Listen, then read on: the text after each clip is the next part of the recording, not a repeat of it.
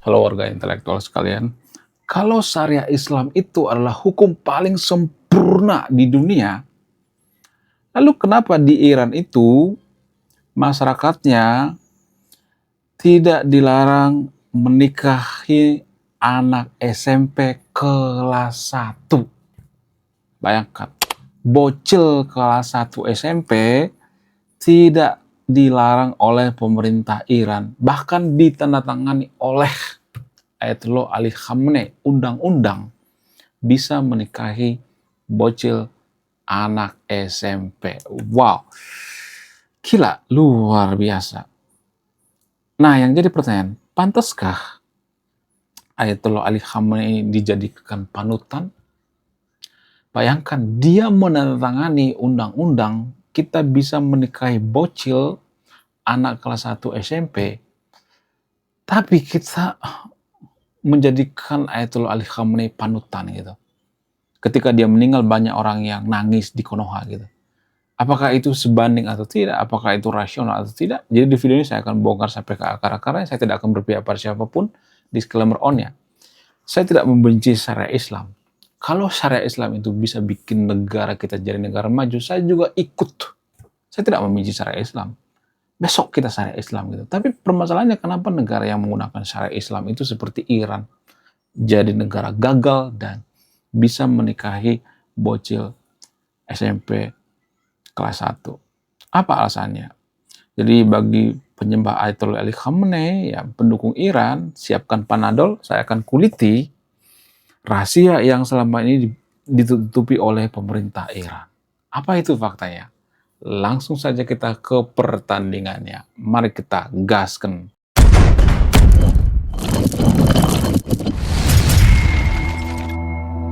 Menurut data, kenapa bocil anak SMP kelas 1 di Iran itu bisa dinikahi gitu? Apa alasannya? Alasan yang paling masuk akal itu karena dipengaruhi oleh tafsir-tafsir ulama, dipengaruhi oleh kitab suci, dipengaruhi oleh agama. Jadi hukum syariah Islam itu kan berdasarkan agama ya, hukum agama. Ya pasti ada hubungan dengan agama dong kan. Jadi tafsir-tafsir ulama di sana memperbolehkan gitu. Mereka lebih memilih yang namanya hukum agama. Nah, yang jadi pertanyaan, apakah relevan di zaman sekarang ini ya menggunakan hukum agama gitu ya, kita bisa menikahi anak SMP kelas 1 bocil gitu? Apakah itu manusiawi atau tidak? Menurut keyakinan saya ini nggak manusiawi. Ya, bayangkan masih SMP guys, masih bocil. Walaupun ya di Iran ada syarat tertentu, misalnya orang tuanya mau apa segala macam, tapi kan ini juga nggak manusiawi juga kan. Ya Ayatollah Ali Khamenei harus bertanggung jawab dengan nilai-nilai kemanusiaan. Ya, ini nggak masuk akal menurut saya pribadi kalau ada undang-undang seperti ini, ya kan? Anak SMP coy, apa nggak mati gitu ya? Aduh, gimana kalau ngelahirin ya kan? Aduh, memang benar keterlaluan ya. Nah yang jadi pertanyaan, apakah agama itu bisa bertentangan dengan nilai kemanusiaan? Saya tidak akan menyimpulkan, Anda yang menyimpulkan. Kalau ada aturan-aturan ya, misalnya aturan tertentu gitu ya, bahwa bocil anak SMP kelas 1 itu bisa menikah gitu. Apakah ini bertentangan dengan nilai kemanusiaan? Apakah ajaran agama itu bertentangan dengan nilai kemanusiaan? Bagaimana kalau ada gitu ya? Saya tidak menyebutkan agamanya ya. Kalau misalnya ya, ada, katakanlah agama RT6 misalnya. Kalau misalnya nih ada ajaran agama RT6 boleh menikahi bocil umur anak SMP lah gitu ya, kelas 1 gitu. Nah, apakah ini bertentangan dengan nilai kemanusiaan? Ini sangat bertentangan dengan nilai kemanusiaan. Lalu kenapa kita tidak sadar gitu ya? Ya itu yang jadi permasalahan. Kenapa kita nggak sadar itu? Karena kita punya bias dalam beragama. Tanpa kita sadar, kita tuh punya bias dalam beragama, guys. Lah, kok gitu? Nah, ini juga akan saya bahas nanti di next video ya. Ini saya bahas akan secara khusus ya. Tapi gini, tanpa kita sadari, kita tuh punya bias sekali gitu ya dalam beragama. Contoh ya, kita ambil contoh ya. Kalau agama lain kita kritisi, tapi kalau agama kita nggak kritisi, kita lebih mengkritik agama lain daripada agama kita. Kita menganggap bahwa agama lain itu dongeng gitu. Nggak semuanya, tapi di skala ya. Warga Konoha rata seperti itu ya. Mereka menganggap bahwa agama lain itu dongeng, itu sesat. Ya, sementara kita menganggap bahwa agama kita itu bukan dongeng. Ya. Agama kita nggak sesat gitu ya. Agama kita yang paling benar gitu. Kalau misalnya nih kita ambil contoh yang lebih simpel misalnya. Di agama kita ya ada nabi membelah lautan. Kita tidak pernah meragukan itu. Tapi kalau di agama lain ada nabi membelah lautan, kita meragukan itu. Kita akan bertanya apakah ini terbukti secara ilmiah atau tidak, apakah ini ada data ilmiahnya atau tidak, apakah ini logis atau tidak, apakah ini rasional atau tidak, apakah ada saksinya, mana data ilmiahnya. Kita akan mencecar gitu ya umat lain. Supaya apa? Supaya agama kita terlihat baik. Ini namanya bias dalam beragama. Jadi sama seperti misalnya dalam agama kita itu misalnya ada undang-undang yang bertentangan dengan nilai-nilai kemanusiaan. Kita nggak peduli gitu. Karena apa? Karena bias dalam beragama. Kita nggak mengkritisi itu. Kita lebih mengkritisi agama lain gitu. Misalnya ya di agama lain misalnya ada nabi bisa berjalan di atas air misalnya, menghidupkan orang mati misalnya. Kita meragukan itu. Karena apa? Karena bukan agama kita. Ini namanya bias dalam beragama. Ini namanya egoisme dalam beragama. Kita lebih kritis terhadap agama lain gitu. Sementara dalam agama kita misalnya nih ya, ada nabi misalnya membelah lautan, kita nggak pernah mempertanyakan itu. Ngapain ya kan? Ya, kita tidak pernah mempersoalkan itu. Karena apa? Karena ini namanya bias dalam beragama. Sama seperti yang saya katakan barusan ya. Kalau misalnya dalam agama kita itu ada undang-undang misalnya ya, undang-undang ya boleh ya anak SMP menikah gitu. Kita tidak mempersoalkan itu. Tapi kalau hal seperti ini terjadi di agama lain, ya biasanya kita akan kritis. Itu kan nggak boleh, itu bertentangan dengan nilai kemanusiaan. Itu namanya bias dalam beragama. Ya, dalam kurung ini kebodohan dalam beragama. Kita mendadak, ya, oh, jadi ini ya, bodoh gitu dalam beragama gitu. Otak kita langsung beku gitu. Ya, kita semacam terhipnotis gitu ya. Kenapa bisa seperti itu? Apa alasannya? Itu yang namanya jatuh cinta terhadap agama. Orang yang jatuh cinta terhadap agama itu tidak berpikir rasional. Sama seperti jatuh cinta terhadap pacar, terhadap istri gitu ya. Kita biasanya akan mentolerir kesalahan pacar kita kalau kita jatuh cinta, cinta buta gitu. Ya, orang yang mabuk agama itu cinta buta. Ya, di Konoha ada banyak orang yang mabuk agama. Ya, itu yang jadi persalahan. Nah, sehingga ya kita tuh selalu mengkritisi agama lain dongeng lah gitu ya. Padahal kita nggak sadar bahwa agama kita tuh bisa aja dongeng kan. Karena berdasarkan definisi, ya lagi-lagi kita bicara by data. Definisi daripada keyakinan. Apa definisi keyakinan? Ya, berdasarkan data dari Kamus Cambridge. Keyakinan itu artinya sesuatu hal yang kita percaya walaupun tidak terbukti secara ilmiah. Kita mempercayai benar, tidak terbukti secara langsung dan tidak terbukti secara ilmiah. Agama kita seperti itu. Agama kita juga nggak terbukti secara ilmiah kok. Nggak ada agama yang terbukti secara ilmiah. Mana coba datanya? Agama itu kan keyakinan. Kalau agama itu terbukti secara ilmiah, maka tidak disebut agama. Ya, akan disebut sebagai sains gitu ya. Saintifis gitu. Itu yang jadi permasalahannya. Namun kita lebih kritis terhadap agama lain daripada agama kita.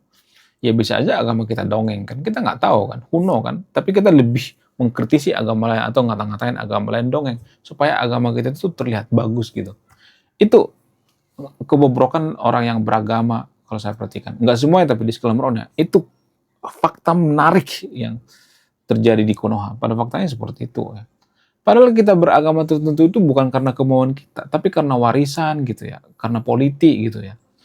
Ya, kalau pedagang-pedagang Arab zaman dulu tidak diperbolehkan oleh raja-raja Sriwijaya, raja-raja Majapahit, ya, dilarang berdagang gitu. Kita tidak akan mayoritas beragama Islam sekarang ini, kalau boleh jujur.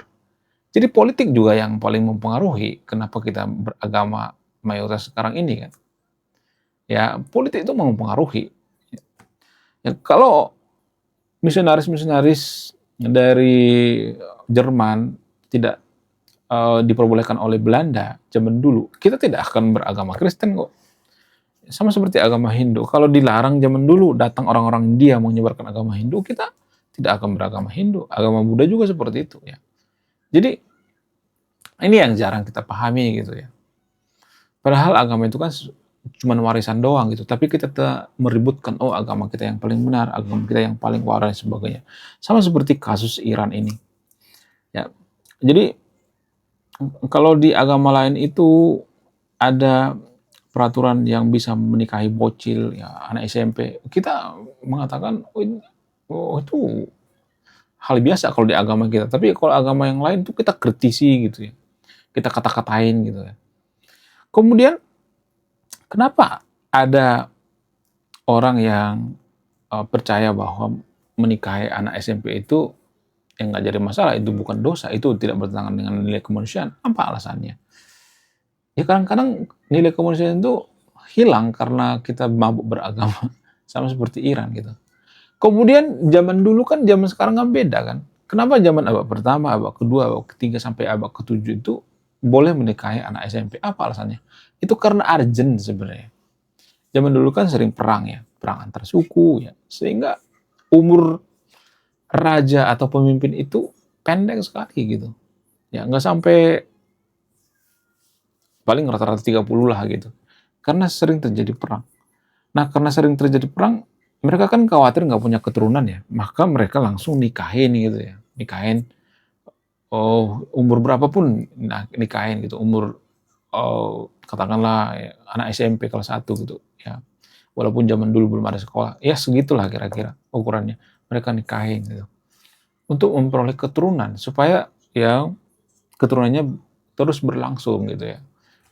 Ya kalau dia punya keturunan, maka musuh biasanya akan berpikir 2 kali gitu ya, kalau punya keturunan. Nah itu zaman dulu guys ya, konteksnya zaman dulu, bukan zaman sekarang. Nah, apakah konteks zaman sekarang itu bisa digunakan sekarang ini? Ya kalau kita berpikir tentang konteks, kalau kita berpikir rasional, berpikir waras gitu, itu nggak boleh, kan konteksnya zaman dulu. Ya kalau zaman dulu boleh, kenapa tidak digunakan zaman sekarang? Ya berbeda Bang, zaman dulu zaman sekarang berbeda, konteksnya zaman dulu itu kan terpaksa. Ya walaupun ada juga yang menikmati ya. Tapi sekarang ini ya, dimanfaatkan gitu ya. Jadi poligami atau hukum poligami di Konoha itu dimanfaatkan oleh oknum tertentu gitu. Untuk apa? Ya untuk kawin cerai gitu ya. Untuk malas-malasan ya. Jadi ada hal yang jarang dibongkar guys ya. Jadi di video ini saya bongkar sampai ke akarnya, makanya saya mengatakan tadi pendukung Iran itu harus minum Bodrek dan Panadol ya. Menurut kalian gimana? Coba tulis di komentar ya. Jadi kadangkala nggak semuanya tapi disclaimer on ya. Ini bukan di Indonesia, bukan di Konoha juga. Ini di sebuah negara bernama Wakanda gitu. Jadi di Wakanda kalau saya perhatikan justru nggak semua tapi disclaimer on ya, umatnya itu tidak punya jiwa kemanusiaan. Kenapa nggak punya jiwa kemanusiaan? Ya karena agama itu kadang-kadang nggak semua tapi ya, ada ajaran yang tidak mengajarkan yang namanya nilai-nilai kemanusiaan. Nah yang jadi pertanyaan, ajaran seperti apa itu?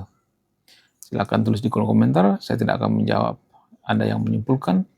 Sebelum kita lanjut, jadi guys kemarin ada yang nanya, lu apa sih kontribusinya bagi negara ini? Kontribusi saya ini guys ya, nulis buku, judulnya Budi Tanpa Pekerti. Ini temanya bahas tentang agama. Kemudian sama luka, kisah dalam buku ini ada seorang kiai bingung memilih antara menyelamatkan hutan atau menyelamatkan 1000 anak yatim. Link pembeliannya ada di pin komentar video ini. Jadi endingnya apa ya? Saya penasaran ini. Saya jadi penasaran ini isinya apa. Beliau juga beli. Link pembeliannya ada di pin komentar video ini. Ya, sekian video ini. Saya bukan penyembah Ayatullah Ali Khamenei. Salam rasional.